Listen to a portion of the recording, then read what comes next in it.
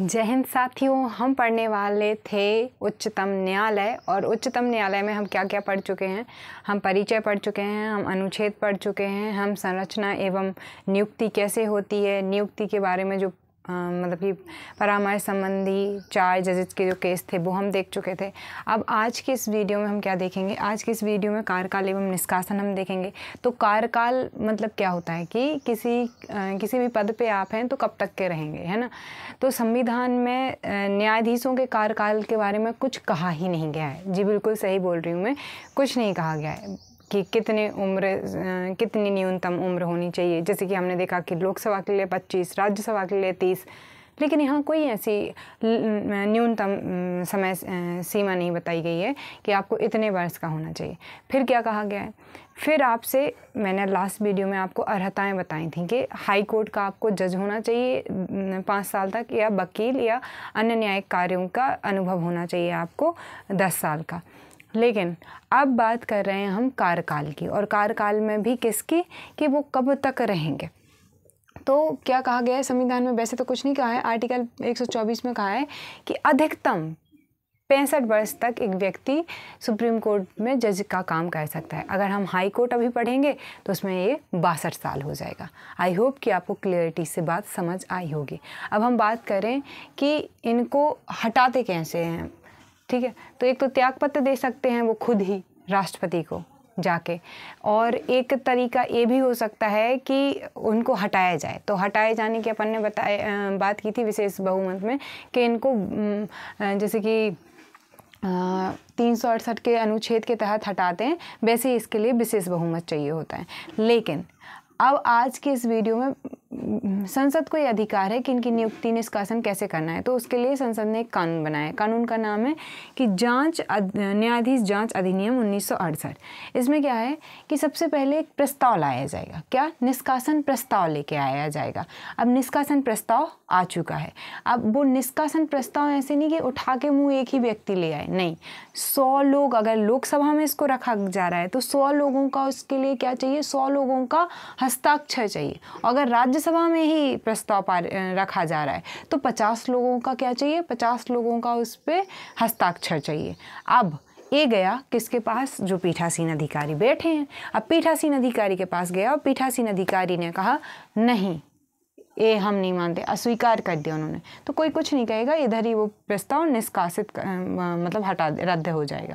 लेकिन अगर उन्होंने कहा ठीक है तो फिर बनाई जाएगी एक जांच समिति। जांच समिति में भैया कौन कौन होगा, तो जांच समिति में 3 मुख्य लोग होंगे। एक तो चीफ जस्टिस ऑफ इंडिया, दूसरा उस किसी भी हाई कोर्ट के चीफ जस्टिस, और तीसरा कोई न्यायविद होना चाहिए। अब जब ये जांच समिति कहे कि ये तो गलत था तो ठीक है, हट जाएगा। लेकिन अगर वो कह दे कि हाँ इसमें पाया गया है उनको दोषी, तो जब दोषी पाया जाएगा तो फिर सदन क्या करेगा, विचार करेगा। जब सदन विचार कर लेगा तो क्या सदन विचार करने के बाद उसको विशेष बहुमत से पारित कर दिया जाएगा, और फिर राष्ट्रपति एक आदेश देंगे और उनको हटा देंगे। आई होप कि आपको एक क्लियरिटी से बात समझ में आ गई होगी। तो क्या है, आप जब स्कूल में पढ़ते थे, आपको जब किसी टीचर से कि ये टीचर हमारे क्लास में ना पढ़ाए, तो हम क्या करते थे कि कुछ बच्चों गए प्रिंसिपल के पास, उन्होंने कहा कि बताओ क्या दिक्कत है। आपने कहा कि हमें टीचर नहीं चाहिए ये वाली। तो वो पूछते थे कि क्यों नहीं चाहिए, तो आप बोलते थे ये कारण है। अब इसका आधार क्या है, सिद्ध कदाचार है। शायद मैं लिखना भूल गई यहाँ पे, सिद्ध कदाचार है। और वो उसकी जांच कौन करता है, तो उसका जांच जो है ये करती है कमेटी, ठीक है। अब महत्वपूर्ण बात क्या है, मैं क्या एग्जाम्पल से समझा रही थी कि स्कूल में अब आपको वो टीचर को अपनी क्लास से कि एक टीचर चली जाए, तो फिर टीचर जो प्रिंसिपल होते हैं वो लिखवा लेते हैं कि चलो हाँ सिग्नेचर करो कि तुम्हें प्रॉब्लम है, ताकि उसको बताया जा सके। फिर ऐसे वो हटा देते हैं, ठीक है। तो थोड़ा सा उससे आप, जब आपकी ज़िंदगी में कुछ हुई होती हो वही चीज़ को आप रिलेट करते हो तो ऑटोमेटिकली ये सब चीज़ ना चाहते हुए भी याद बनी रहती है, इसलिए बताई है। स्थान एवं प्रक्रिया की बात करें तो स्थान के बारे में 130 में कहा गया है, और मैंने बताई था कि अनुच्छेद जब मैं बता रही थी कि मुख्यतः तो स्थान दिल्ली है सुप्रीम कोर्ट का स्थान, लेकिन अगर चीफ जस्टिस ऑफ इंडिया चाहें तो वो इसको कहीं पे भी शिफ्ट कर सकते हैं, ठीक है। कहीं और भी वो उच्चतम न्यायालय की बैठकें, सभा, ये सब कुछ करवा सकते हैं, कहीं पे भी सुनवाई करवा सकते हैं। चीफ जस्टिस खुद चलता फिरता एक न्यायालय होता है, लेकिन ऐसा वो कैसे कर सकते हैं? राष्ट्रपति से एक तो पूर्व अनुमति चाहिए, और दूसरा क्या चाहिए कि दूसरा एक व्यवस्था वैकल्पिक है। ऐसा नहीं है अनिवार्य रूप से सुप्रीम कोर्ट के जज को ऐसा करना पड़ेगा, नहीं, सुप्रीम कोर्ट के मुख्य जज को ऐसा अनिवार्य नहीं करना है। अगर कभी ऐसे हालात हुए तो वो ऐसा कर सकते हैं। अगर बात करें प्रक्रिया के, तो आर्टिकल 145 में हम पढ़ चुके हैं कि प्रक्रिया के नियम, यानी न्यायालय खुद अपनी प्रक्रिया के नियम डिसाइड करता है, खुद बनाता है, और यही उसकी स्वतंत्रता निश्चित करता है। अब हम क्या समझेंगे? अब हम समझ लेंगे कि एक तो हम समझेंगे कि स्वतंत्रता के लिए क्या क्या किया गया है, और दूसरी इसकी शक्तियाँ भी रह गई हैं महत्वपूर्ण। तो इन दोनों पे अभी हम चर्चा कर लेते हैं, ठीक है। तो इसको मैं रफ कर देती हूँ, क्योंकि चौक वरना चलाती हूँ बार बार तो पूरा ख़राब भी हो जाता है थोड़ा सा। चलिए ठीक है, चलिए तो सबसे पहले हम समझ लेते हैं कार्यकारी न्यायाधीश और तदर्थ न्यायाधीश और सेवानिवृत्त न्यायाधीश। इनके लिए आपको खुद से सवाल पूछना है, कार्यकारी न्यायाधीश की ज़रूरत कब पड़ेगी? तो आप कब पड़ेगी? पद रिक्त हो या तो जो मुख्य न्यायाधीश हैं किसी भी वजह से निष्कासन हो गया, त्यागपत्र दे दिया, मृत्यु हो गई, हो सकता है ना। अब दूसरा क्या हो सकता है प्रॉब्लम? दूसरा ये हो सकता है कि वो अस्थायी रूप से अनुपस्थित हैं, अभी वर्तमान में नहीं आ सकते हैं, या किसी भी वजह से अन्य असमर्थता भी हो सकती है। कौन नियुक्त करता है कार्यकारी न्यायाधीश को?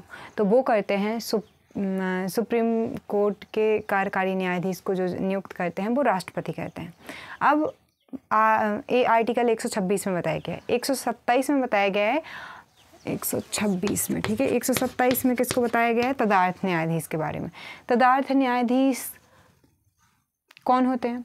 तो जब कभी क्या होता है कि चाहे संसद की बैठकें हों, वहाँ पे गढ़ पूर्ति पूरी करनी पड़ती है, कोरम, कि कम से कम इतनी तो सदस्य संख्या होनी ही चाहिए, तब बातें करेंगे, तब बैठक होगी, तब चर्चाएं, प्रस्ताव लाए जाएंगे। वैसे ही जो सुप्रीम कोर्ट है वहाँ पे भी एक नियम फॉलो होता है कि वहाँ पे गढ़ पूर्ति पूरी होनी चाहिए, कि कम से कम इतने लोग तो हों, तब मतलब कि सुनवाई की जाएगी। तो इसके लिए क्या किया जाता है? इसके लिए कभी कभी वो कोरम पूरा नहीं होता है, तो हाई कोर्ट से जज को बुलाया जाता है। कौन बुलाता है? सुप्रीम कोर्ट के जज, यानी कि चीफ जस्टिस ऑफ इंडिया। किसे बुलाते हैं? हाई कोर्ट के जज को। अब सवाल आपका होगा कि कब? तो मैं बता चुकी हूँ कि कब बुलाएंगे, जब कोरम पूरा ना हो रहा हो। कौन बुलाता है? तो सुप्रीम कोर्ट के जज बुलाते हैं। अब ये परामर्श किससे लेंगे? तो पहली बात तो उस हाई कोर्ट से इन्हें परामर्श लेना पड़ेगा, तो उस हाई कोर्ट के चीफ जस्टिस से पूछना पड़ेगा कि हम इनको अपने यहाँ लेके जा सकते हैं। और दूसरा, आपको राष्ट्रपति से भी पूर्व अनुमति लेनी पड़ेगी, और ये वहाँ पे काम करेंगे। जो सेवा भत्ते होंगे वो इन्हें सुप्रीम कोर्ट के जज जैसे दे दिए जाएंगे। ऐसे पद के लिए उस हाई कोर्ट के जज को जो अर्हताएं रखनी होंगी वो सुप्रीम कोर्ट के जज की योग्यताओं को कंप्लीट करना पड़ेगा। अब आप पूछेंगे 128 में है सेवानिवृत्त न्यायाधीश के बारे में। तो कभी कभी जो सुप्रीम कोर्ट के जज हैं, मुख्य जज न्यायाधीश चीफ जस्टिस ऑफ इंडिया, वो क्या करते हैं? सेवानिवृत्त जज को बैठक में बुला लेते हैं। अब अगेन कब? तो जब ज़रूरत पड़े, सुप्रीम कोर्ट के जज को ऐसा लगे। कौन बुलाता है? तो चीफ जस्टिस ऑफ इंडिया ही बुलाते हैं। परामर्श किसका लिया जाता है? तो राष्ट्रपति का।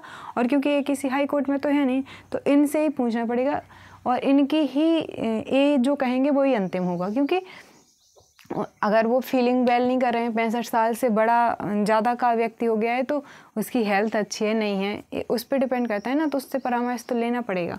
और अर्हताएँ, तो वो तो वैसे ही सुप्रीम कोर्ट के जज थे।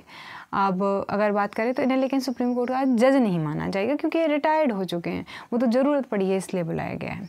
तो आई होप कि आपको ये समझ में आ गया होगा। अब बात करते हैं सुप्रीम कोर्ट की स्वतंत्रता के बारे में।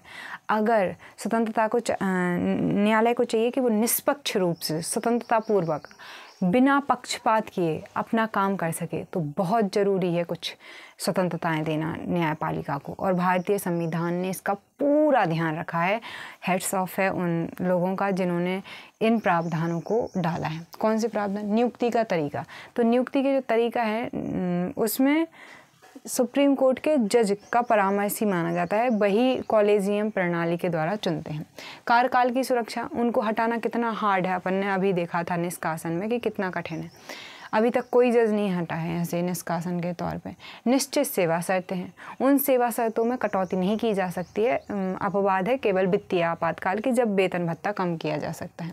वेतन जो है उस पर मतदान नहीं किया जा सकता है।